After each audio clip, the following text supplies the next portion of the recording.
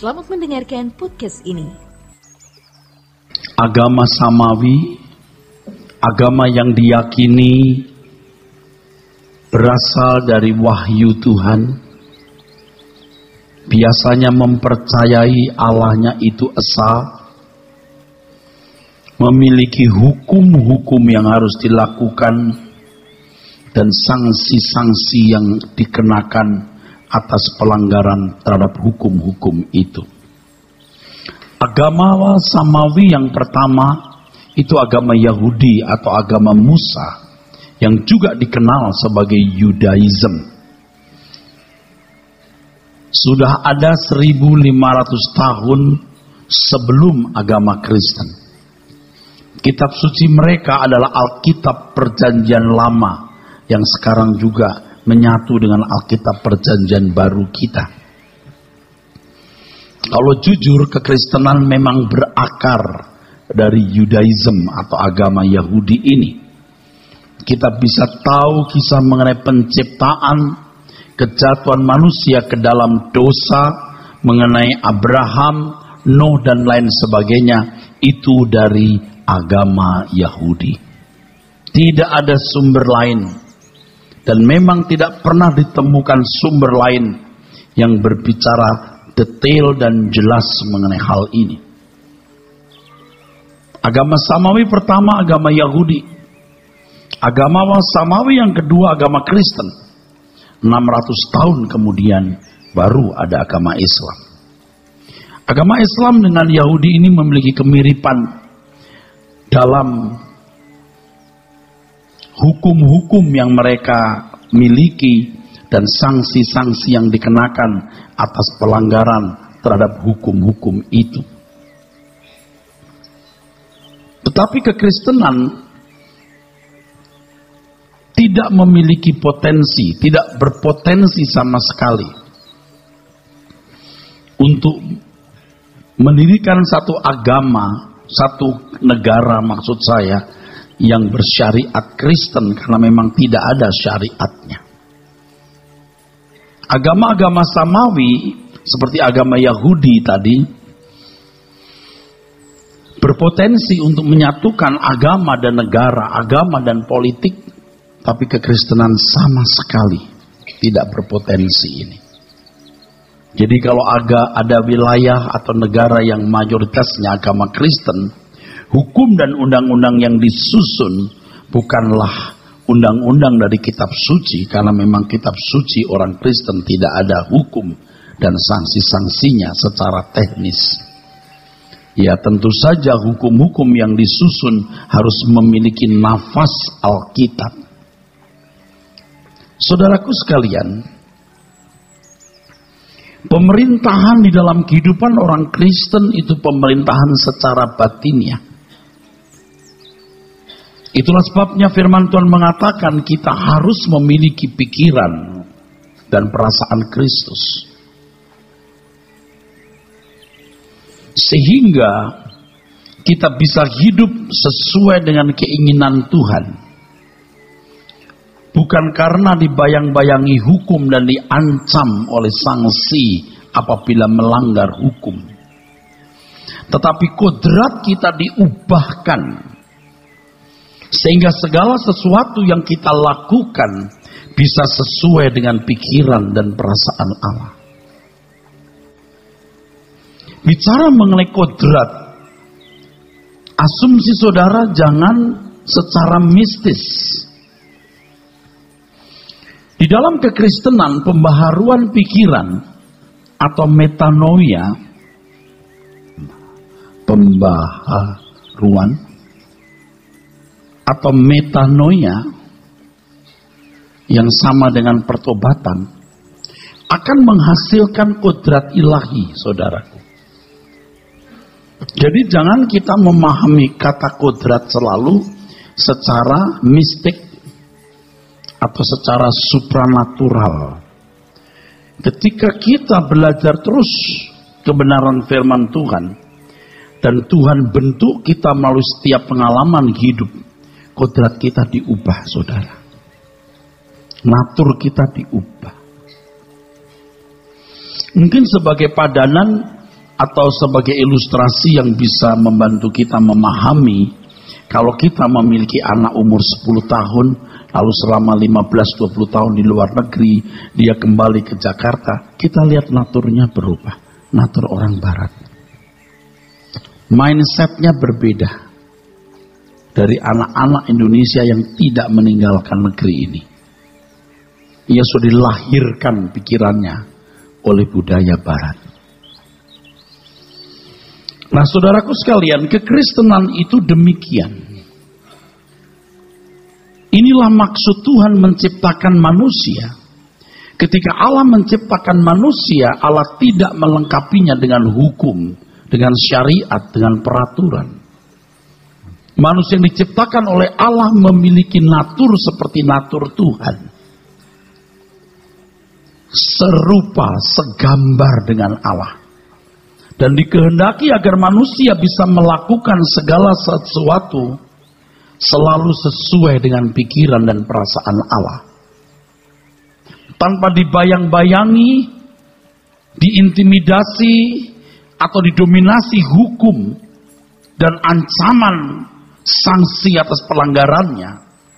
Tetapi manusia dengan sendirinya memiliki kodrat yang selalu bertindak sesuai dengan pikiran perasaan penciptanya. Inilah yang hilang dalam kehidupan manusia ketika manusia jatuh di dalam dosa. Alkitab mengatakan manusia telah kehilangan kemuliaan Allah. Itu artinya manusia telah terkunci, terbelenggu dalam keadaan tidak mampu hidup sesuai dengan pikiran perasaan Tuhan. Keselamatan dalam Tuhan Yesus Kristus hendak mengembalikan manusia kepada rancangan Allah semula ini, di mana manusia dimampukan dalam berpikir, berucap, dan bertindak selalu sesuai dengan pikiran dan perasaan Allah. Inilah proyek yang sangat luar biasa. Itulah sebabnya kita ada di sini. Kita mendengarkan firman. Supaya kita diarahkan. Pikiran kita dibawa kepada pengertian. Maksud keselamatan itu diadakan Tuhan. Kesempatan untuk dikembalikan kepada rancangan semula, yaitu bagaimana memiliki kemampuan untuk melakukan segala sesuatu tanpa dibayang-bayangi hukum dan tanpa diancam oleh hukuman, tetapi selalu bertindak sesuai dengan keinginan Tuhan. Keinginan Tuhan tidak diwakili oleh hukum, tetapi oleh pikiran dan perasaannya sendiri. Pikiran perasaan Allah sendiri. Kalau ini Allah, saudaraku, ini hukum. Hukum ini yang membawahi manusia. Melakukan kehendak Allah berarti melakukan hukum-hukumnya. Tetapi di dalam keselamatan, manusia bisa mengerti kehendak Allah, apa yang baik, yang berkenan, dan yang sempurna. Ini keberagamaan. Tapi inilah kekristenan. Inilah sesungguhnya inti dari anugerah Allah bagi kita. Anugerah Allah tidak cukup dikalimatkan bahwa oleh korban Tuhan Yesus di kayu salib kita diperdamaikan dengan Allah.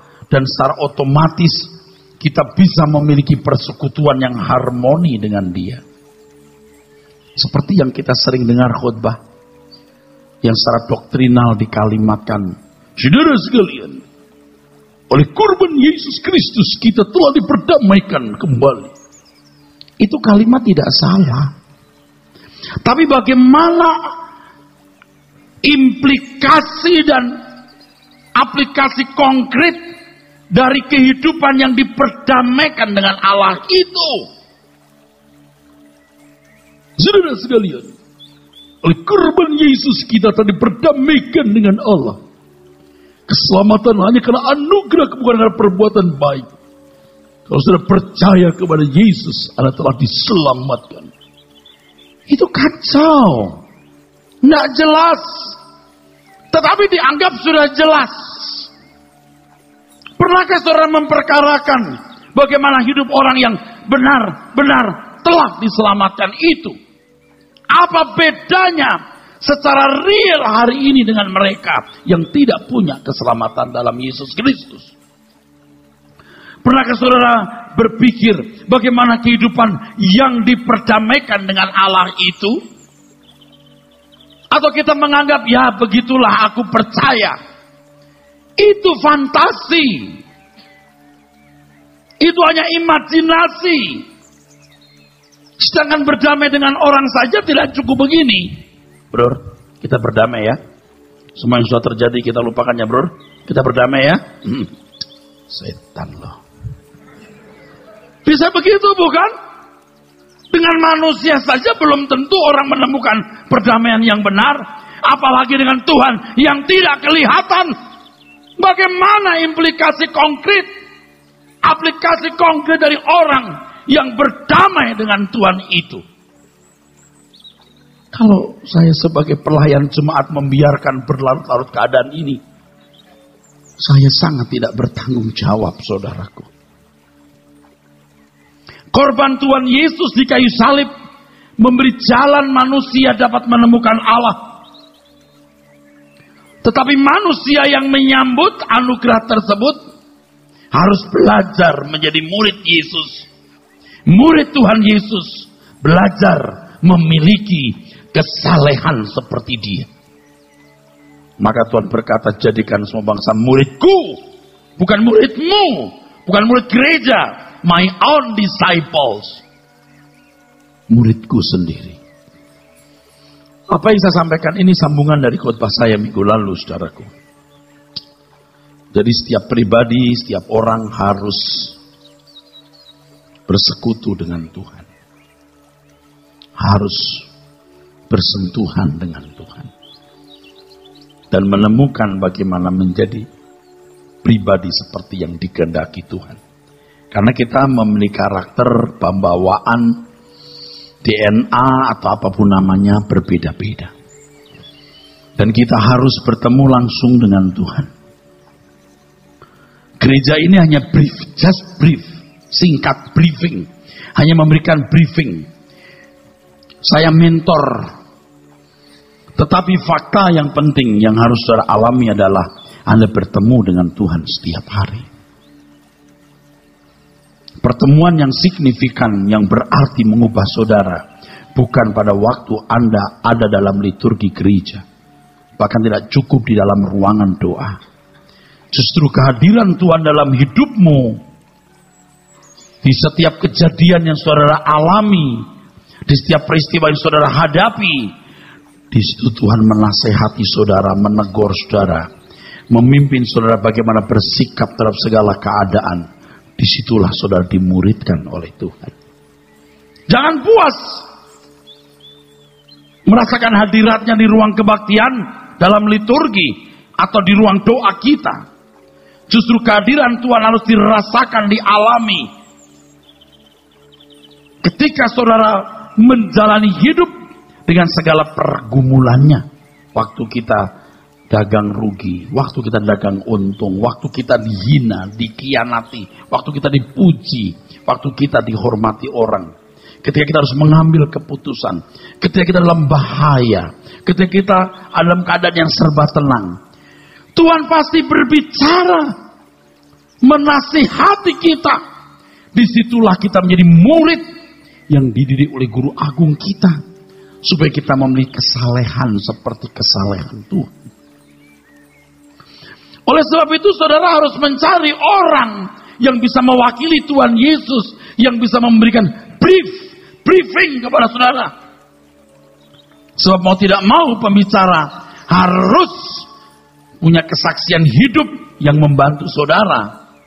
Kesaksian hidup setiap harinya. Bagaimana berjalan dengan Tuhan, bagaimana dia dimuridkan Tuhan. Ya memang tidak sama persis karena pengalaman hidup seseorang itu bisa sangat subjektif dan tidak bisa menjadi landasan hidup orang lain. Tapi paling tidak, ia akan mendapatkan pelajaran-pelajaran yang maknanya bisa kita kenakan. Kalau saya berkata, saudara sekalian, saya bertemu Tuhan kemarin sore. Saya diangkat Tuhan, saudara. Saya ngobrol. Oh, saya mendoakan orang-orang buta melihat, saudaraku. Kira-kira apa yang Anda dapatkan dari itu? Saya manusia lain dari manusia, saudara. Tapi pengalaman-pengalaman hidup yang konkret, yang logik, yang itu bersangkut paut dengan hidup saudara, yang saudara bisa menyerap, dapat asupan kebenaran, dan Anda juga bisa menjalani bagaimana berjalan dengan Tuhan, dan buktinya hidupmu diubah. Itu baru benar. Oleh sebab itu, saudara, jangan ragu-ragu. Kalau Anda ada di sini, dengarkan ajaran pendeta itu. Lihat kesaksian hidupnya setiap hari. Saudara harus mencari pendeta mana yang benar-benar menurut saudara menyampaikan pesan Tuhan yang bisa Anda bisa dengar dan turuti ajarannya dan contoh hidupnya. Saya mengatakan ini fair. Saya tidak mengatakan Anda harus di Rehoboth. Anda boleh pergi kemana saja dan temukan pendeta yang bisa menjadi wakil Tuhan, mengajarkan Injilnya, dan memberikan brief, supaya Anda dalam hidup saudara setiap hari, bisa bertemu dengan Tuhan secara real dan mengalami Tuhan. Tanya Tuhan juga, Tuhan pendeta mana yang patut ku dengar, yang menjadi juru bicaramu, yang mewakili engkau mengajar aku, dan hidupnya bisa ku contoh. Please. Tapi jangan setengah-setengah. Kalau orang perlu barang yang tidak sangat penting, udah beli aja. Mereknya apa saja. Di mana saja. Harganya berapa saja. Tapi kalau barang itu penting, Anda akan teliti. Saya mau lihat dulu barangnya. Buatan mana? Siapa yang jual? Asli atau palsu? Kalau saudara, ya semua pendeta sama saja. Enggak. Semua juga hamba Tuhan.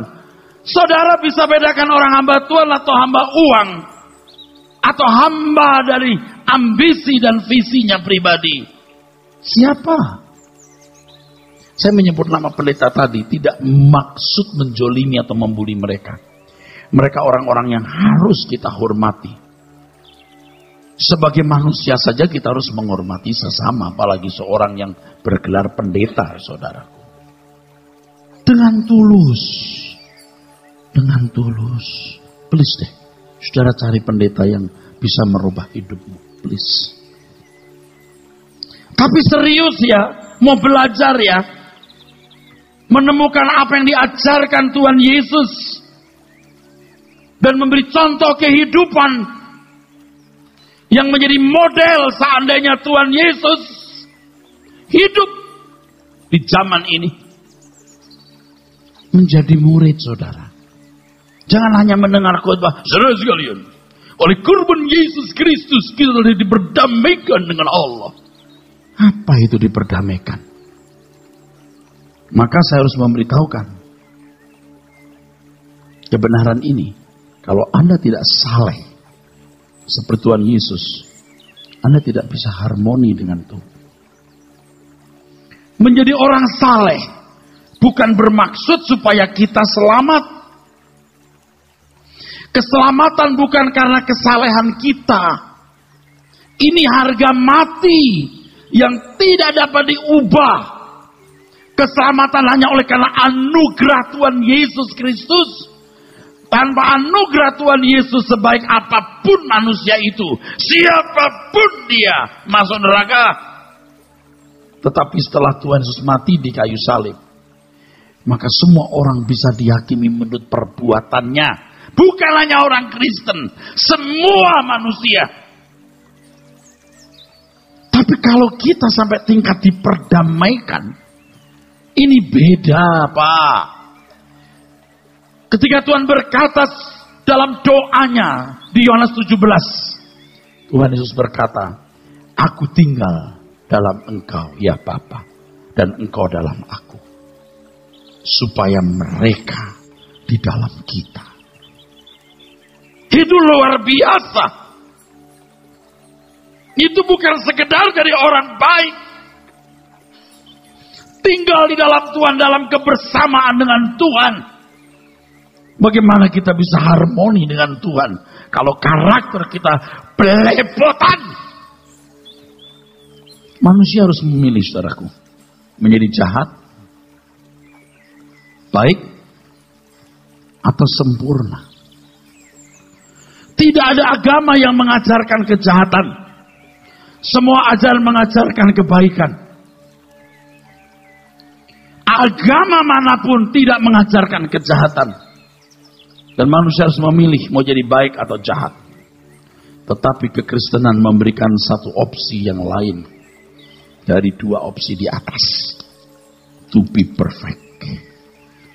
As just your Father in heaven is perfect.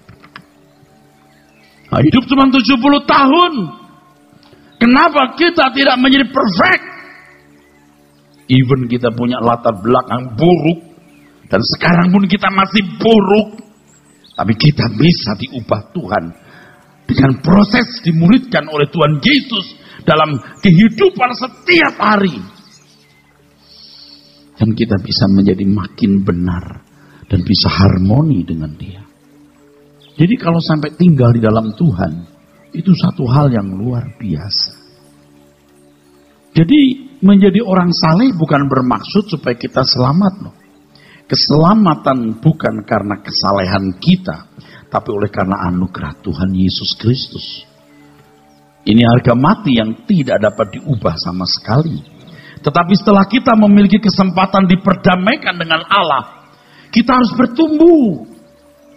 Kalau dulu sama seperti anak-anak. Seperti anak-anak. Waktu anak-anak kita masih kecil, kita mesti ngerti dia. Kita ngertenin dia, mesti memahami, ngerti. Tapi ketika anak mulai dewasa, orang tua berkata, kau mesti ngerti papa, kau mesti ngerti mama, sama. Maka anak-anak gak boleh idiot, gak boleh bodoh, dia harus cerdas, dia harus mengimbangi kemampuan orang tuanya. Dalam hal ini kita harus mengimbangi kekudusan Allah, sehingga sesuai yang dikatakan dalam Ibrani 12 ayat 10, kita dapat mengambil bagian dalam kekudusan Allah. Dan itu suatu hal yang luar biasa. Dan itu tidak terjadi secara ajaib. Bukan secara mistis dan supranatural. Tapi secara natural, proses yang terus berlangsung. Itu sebabnya ada proses pemuritan. Kalau Allah membuat mujizat, menyulap manusia yang berkosa dosa, lalu berkosa ilahi, tidak perlu ada pemuritan. Tidak perlu ada pembaruan pikiran setiap hari. Dengan menjadi orang saleh, eusebos, piously. Dalam bahasa Inggris sering menerjemahkan godly. Kita baru bisa berjalan seiring dengan Dia. Itulah sebabnya dalam 1 Petrus pasal 6 ayat 16. Tuhan berkata, kuduslah kamu sebab aku kudus. Tentu kekudusan yang dikehendaki Allah, kekudusan standar Allah sendiri. Itulah sebabnya di ayat 17 lalu dilanjutkan dengan kalimat, jika kamu memanggil Allah Bapa, hendaklah kamu hidup dalam ketakutan selama kamu menumpang di bumi. Di dalam 2 Korintus pasal 6 ayat 17. Firman Tuhan berkata, keluarlah kamu dari antara mereka. Dan pisahkanlah dirimu dari mereka. Firman Tuhan. Dan janganlah menjamah apa yang najis. Maka aku akan menerima kamu. Maksudnya apa? Apakah kita keluar dari kenajisan supaya selamat? Keselamatan oleh anugerah Tuhan Yesus Kristus. Tapi setelah kamu punya akses, setelah kamu punya jalan menemukan Tuhan, berjuanglah untuk merubah dirimu. Dan Tuhan berkata, jadilah muridku. Ini harusnya menjadi satu-satunya perjuangan hidup. Kalau ada perjuangan yang lain, engkau telah meremehkan arti nilai anugerah itu. Engkau menganggap ada yang lebih bernilai daripada menjadi orang saleh Tuhan. Baik kau makan atau minum atau melakukan sesuatu yang lain, lakukan semua untuk kemuliaan Allah. Ini lebih dari ekstrim, ini lebih dari fanatik. Pak, kalau kita hidup cara begitu apa enggak wajar, Pak? Enggak wajar. Apa wajar, Pak? Enggak wajar. Tetapi ini hanya berlaku bagi umat pilihan yang hatinya mengasihi Tuhan. Dan mengasihi Tuhan harus dengan segenap. Kurang dari itu, kasihmu tidak memenuhi syarat. Kita beri tepuk tangan yang meriah untuk kebenaran Tuhan. Untuk kebenaran Tuhan. Pertanyaan yang muncul, Pak, bagaimana kalau seandainya seorang Kristen gagal memiliki kesalehan yang berstandar Tuhan Yesus? Apakah berarti dibuang dalam neraka? Tidak, belum tentu. Belum tentu, Pak. Kalau Anda hanya menjadi baik, Anda menjadi anggota keluarga kerajaan. Anggota keluarga masyarakat, maaf. Bukan anggota keluarga kerajaan. Anda hanya menjadi anggota masyarakat kerajaan. Tapi kalau tidak, Anda di sini. Anda binasa. Ada orang-orang Kristen yang jahat. Ada orang-orang Kristen yang mulutnya jahat, tidak jujur, dan melakukan banyak hal yang Tuhan tidak berkenan. Saudara biar mengaku Kristen, biar saudara ke gereja, saudara binasa. Karena orang kan dihakimi menurut perbuatannya. Begitu banyak ayat Alkitab yang berkata, kamu akan dihakimi menurut perbuatanmu.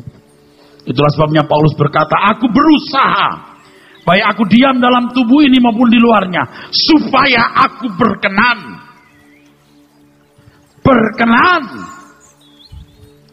Supaya aku berkenan. Dan orientasi pelayanan kita di sini, saudara. Jadi kalau memang saudara tidak tertarik, saudara tidak akan mencari Tuhan dengan sungguh-sungguh. Ya udah, pendeta mana yang cocok lah, gereja mana yang dekat. Ada orang yang datang ke gereja Rehoboth, kenapa? Di gereja Rehoboth itu enak, tidak ada perpuluhan, nggak ada kolektor dijalankan.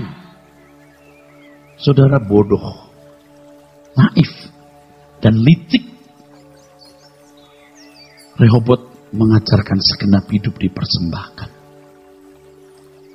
Kita mengajarkan segenap hidup. Nah, kalau perpuluhan saja Anda tidak mempersembahkan, bagaimana segenap hidup? Tapi juga saya harus menambahkan satu kalimat. Apa artinya uangmu, perpuluhanmu, atau apapun namanya, kalau hatimu bengkok? Kan tujuan kita, you must be perfect. Ini bukan urusan Anda kasih persembahan lalu jadi 30, 60, 100 kali lipat. Anda harus benar. Hidup 70 tahun, saudaraku, saudara, dan saya harus benar. Kita akan berdiri di hadapan tahta pengadilan Tuhan. Seberapa kita menghormati maharaja kita, kita akan tahu nanti. Tidak sedikit orang Kristen yang masuk neraka. Aku tidak kenal kamu, kata Tuhan. So very clear Alkitab berkata, I never knew you. Tapi Tuhan tidak hanya membuat engkau jadi baik. Beliau punya paket sempurna. Dan paket itu, dia bayar mahal di atas kayu salib. Dia bayar mahal di atas kayu salib.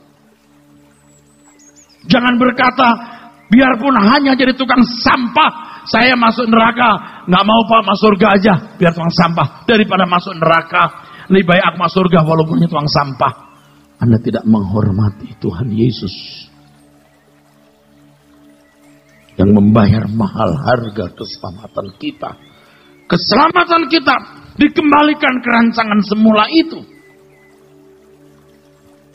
Oleh sebab itu seharusnya ini menjadi perjuangan satu-satunya, saudaraku.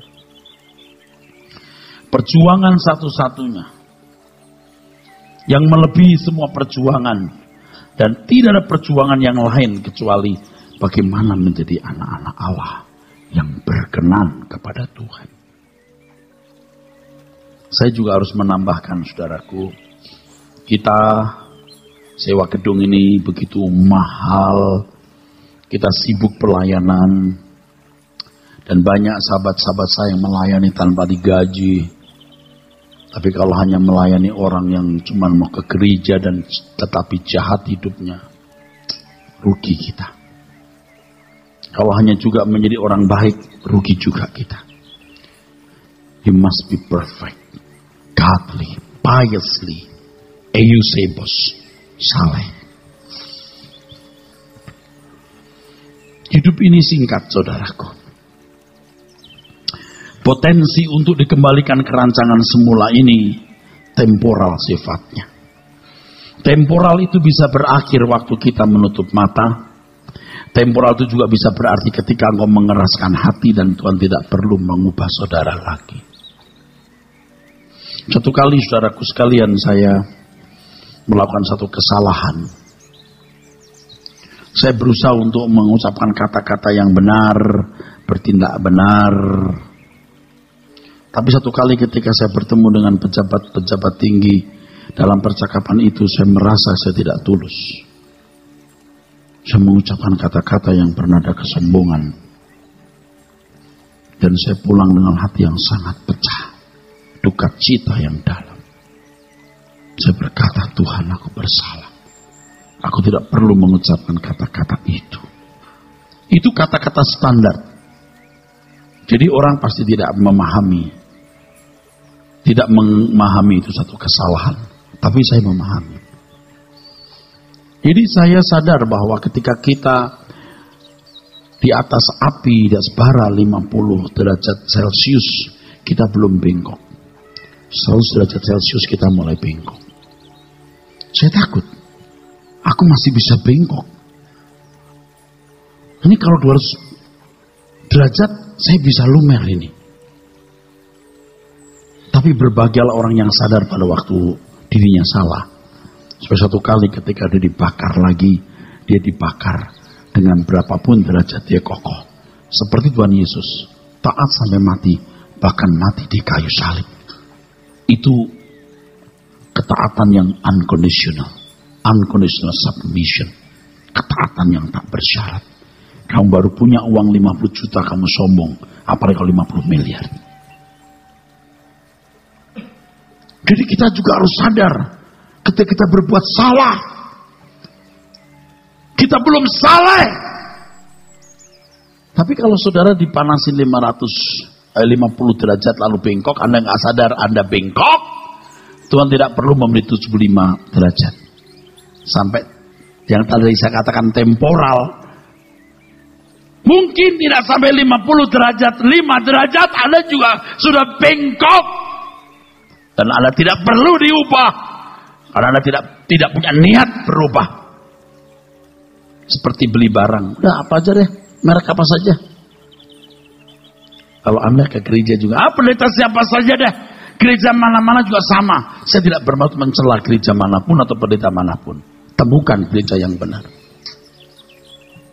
Terkait dengan hal ini, saudaraku, harus diingat bahwa menjadi anak Allah itu bukan sekedar status, tetapi juga keberadaan, saudara. Di mana-mana juga saudara sudah di stempel anak Allah. Semua manusia juga anak Allah. Tetapi apakah dia anak Allah yang sahuios? Atau anak Allah yang apakah anak Allah yang tidak sah atau notos? Apakah Anda huios, anak Allah yang sah, atau anak Allah yang tidak sah, notos? Kita semua juga biar Kristen masih notos. Jika watak kita belum watak pangeran. Orang itu ya, gayanya itu loh, gaya bangsawan. Wataknya enggak bangsawan.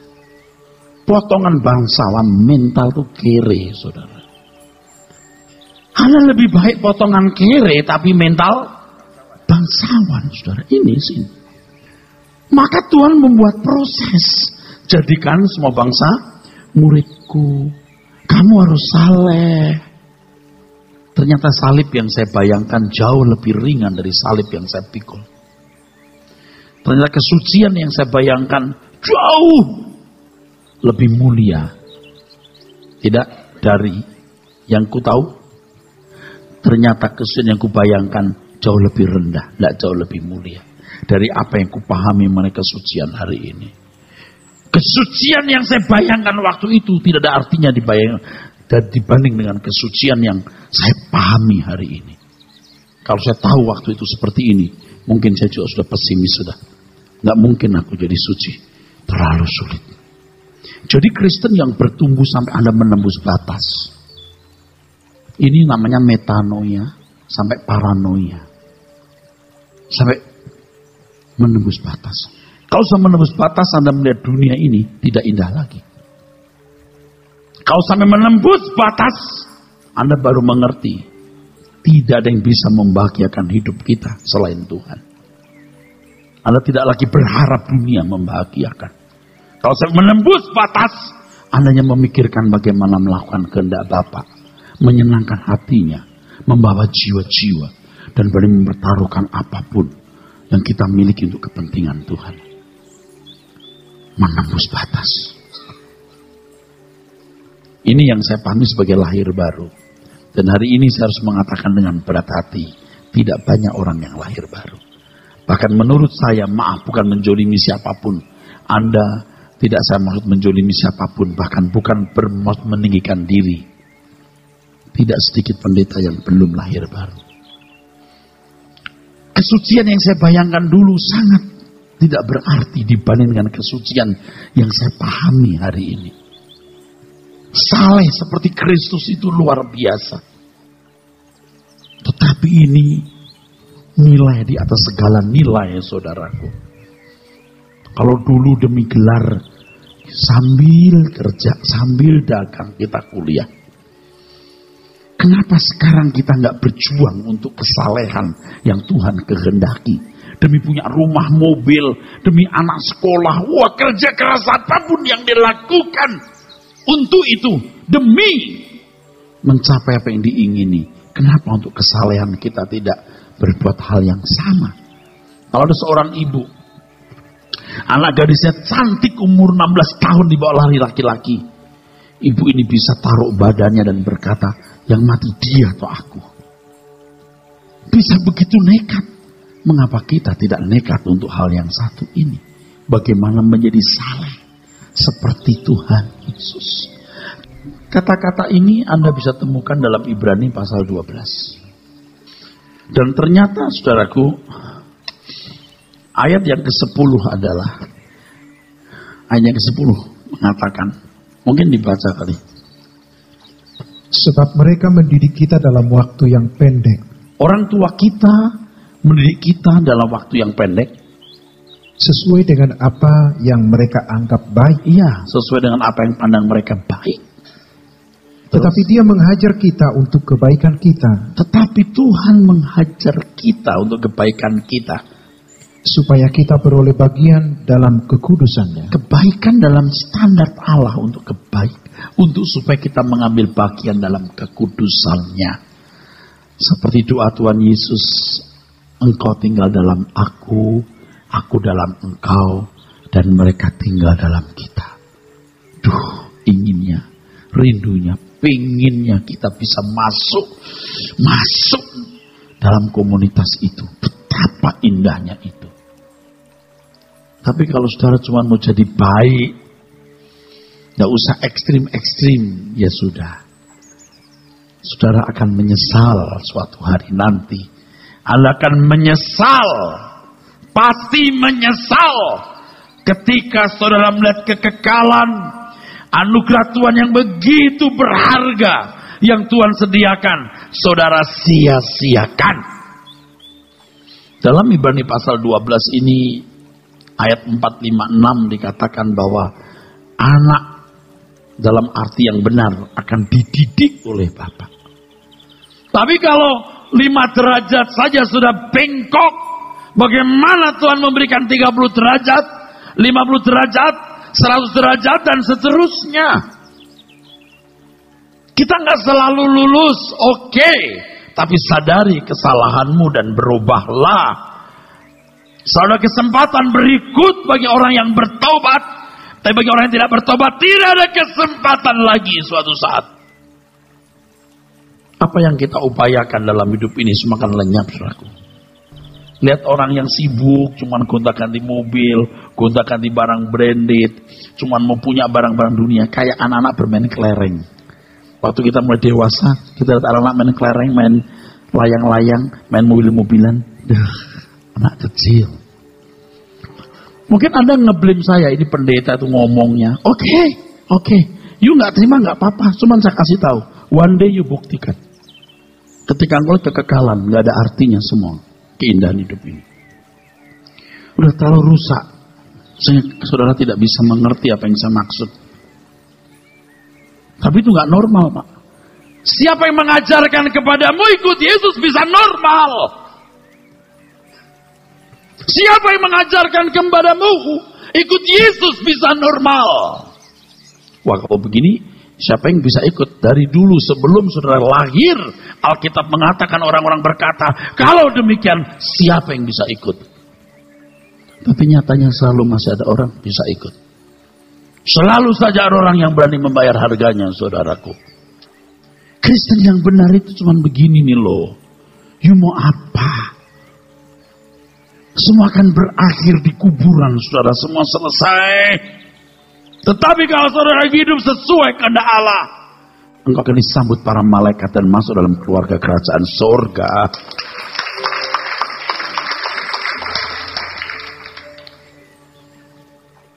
Kalau saudara mau terima, terimalah. Kalau tidak, coba pikirkan dulu, saudaraku. Dididik oleh Bapa. Nah, karena untuk bisa memiliki kesalehan seperti Tuhan Yesus ini sulit, itu harus menanggalkan beban dan dosa. Ayat 1, Ibrani pasal 12. Karena kita mempunyai banyak saksi, bagaikan awan yang mengelilingi kita, marilah kita menanggalkan semua beban dan dosa yang begitu merintangi kita. Nah, ketika saudara mengatakan aku ikut Tuhan Yesus, malaikat, iblis, roh jahat, tetanggamu, manusia juga ngelihat, inikah orang yang mau ikut Tuhan Yesus? Jadi saksi bagian awan yang mengelilingi kita. Banyak. Artinya tidak ada tempat yang tersembunyi untuk tidak dilihat. Malaikat-malaikat di sorga, roh jahat, Lucifer sendiri, tetangga-tetanggamu, orang Kristen, keluarga besarmu akan melihat macam apa manusia yang berkata, aku ikut Tuhan Yesus. Ini kan kita sekarang ada dalam fase itu. Kalau cuma jadi orang Kristen, Anda nggak perlu dipersoalkan, yang wajar saja. Tapi kalau sudah masuk ke wilayah kebenaran ini, orang mulai tanya, Kristen macam apa yang diajarkan orang ini?